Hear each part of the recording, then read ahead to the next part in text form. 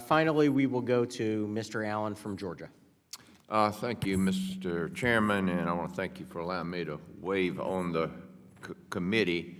And I did that because growing up in the late 60s and 70s, boxing, football, and sports and athletics was everything to young men. And in fact, in high school, when you wanted to settle a difference that resulted in a fight, and our coaches came up with this, rather than expel the young men, they went to the gym, put on the gloves, and settled it, usually ending in both exhausted, hugging each other, walking out of the gym. It's amazing. In fact, we did that.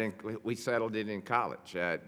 My fraternity brother was Golden Gloves. Nobody messed with him in the state of Florida. My hometown of Augusta is mostly known for golf, but we have the Augusta Boxing Club, and I wanted to lift this up and lift this club up. It's better to sweat in the gym than bleed in the streets. The Augusta Boxing Club, with assistance from area law enforcement agencies, is structured as an after-school community support organization with a goal to curtail drug abuse and crime among young adults and children. There is a great story in boxing, and I wanted to lift that up. And I can tell you, Ms. Ali, what is it? Float like a butterfly, sting like a bee. I mean, I'll never forget that, and I never missed one of those boxing matches. It was amazing. So, but your testimony talks about, and we've all talked about the steady decline in popularity and integrity. And you've talked about what H.R.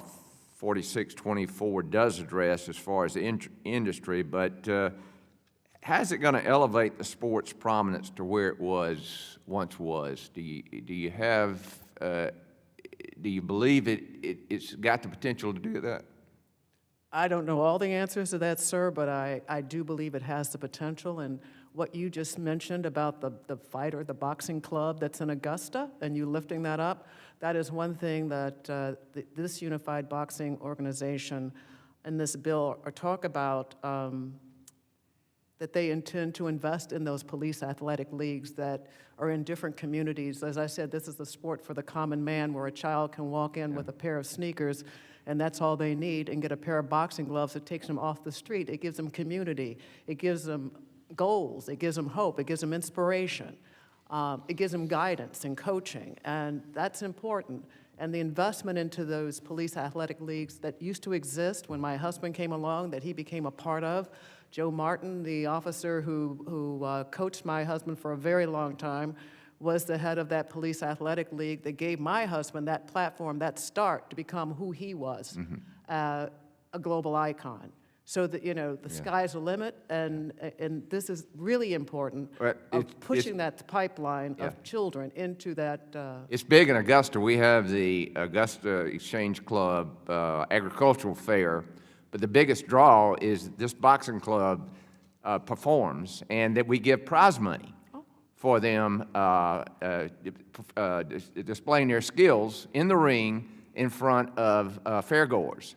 And it's become a tremendous success. Mr. Foster, you referred to the Unified Boxing Organization model as a league-style model.